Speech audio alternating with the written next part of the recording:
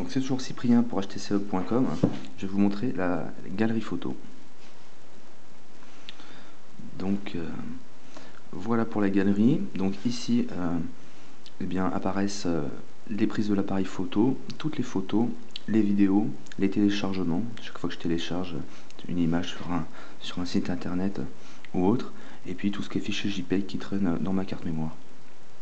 Donc systématiquement, tout ce qui est fichier multimédia, photo, vidéo, musique est stocké sur la carte mémoire, étant donné que la mémoire interne du téléphone est d'1 Go 1, mais réservée exclusivement aux applications.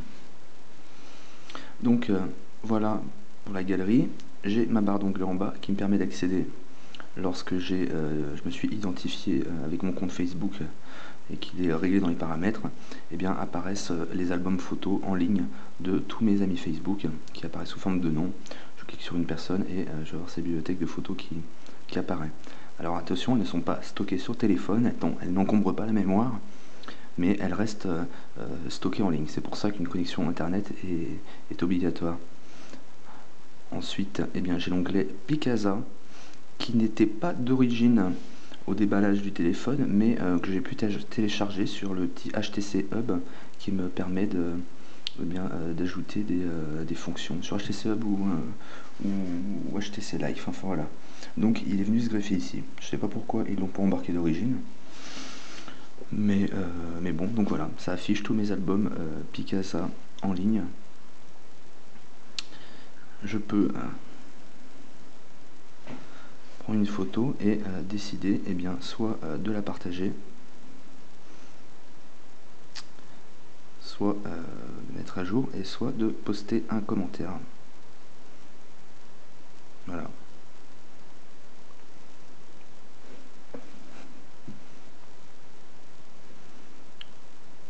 Donc voilà pour l'album Picasa. Je reviens à la liste.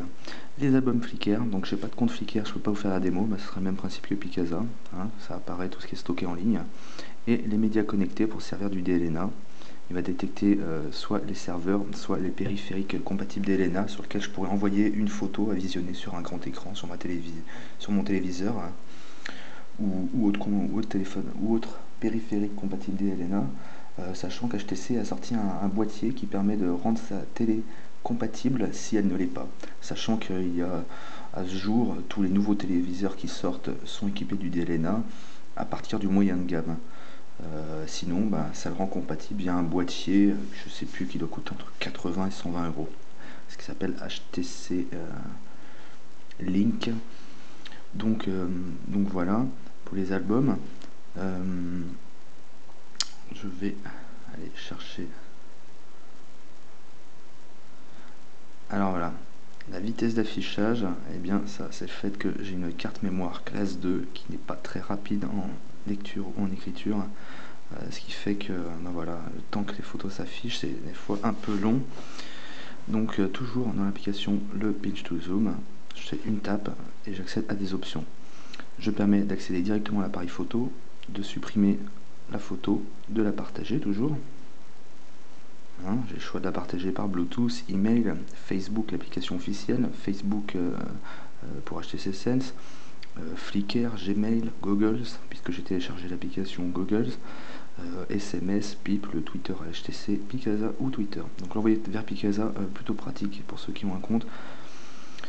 Donc voilà, ensuite, eh bien, je peux appliquer les retouches. Donc rogner, des effets, pivoter à droite ou pivoter à gauche. Donc voilà pour les effets. Eh bien, je peux retravailler mon image avec tous les effets fournis par HTC. Ces effets, on les retrouve aussi dans l'appareil photo pour les régler avant la prise de photo, mais ce qui est plutôt pratique, c'est qu'on peut retoucher ces images ou ces photos après coup. C'est plutôt facile et de visionner en temps réel eh bien, l'effet que ça apporte. Donc voilà, une foultitude d'effets, plutôt sympa. C'est aussi apporté par HTC Sense 2.0. Ce n'était pas sur le désir. Moi, je trouve ça plutôt cool. Donc un effet, voilà, enregistré ou pas.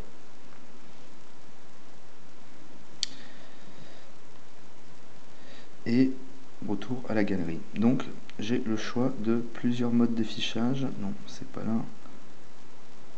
Alors, je bascule. Est-ce que ça me... Voilà.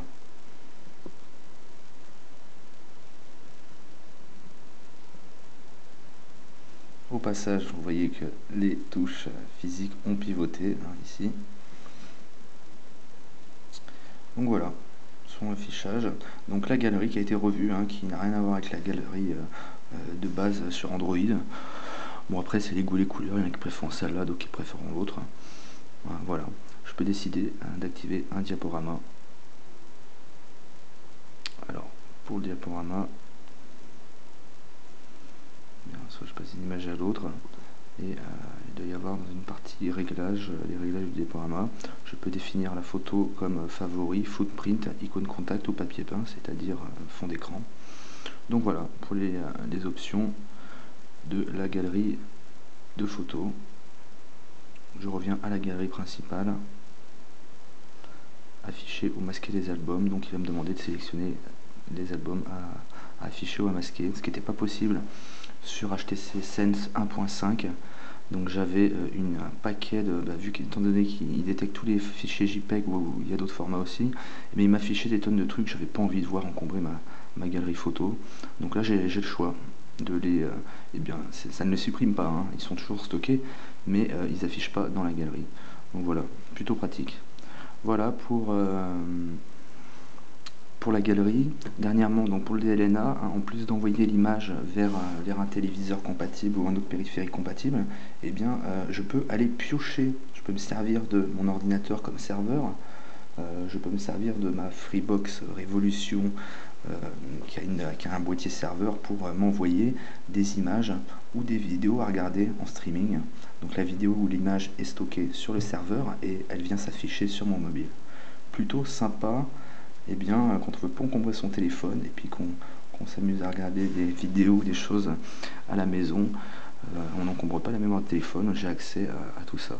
Donc plutôt génial, sachant qu'avec la Freebox, c'est la partie serveur de la Freebox Revolution, eh bien on peut même via 3G de n'importe où accéder au contenu accéder au serveur. Donc il n'y a pas besoin d'être à proximité chez soi en Wi-Fi, même via la 3G, apparemment c'est possible. Voilà pour la galerie.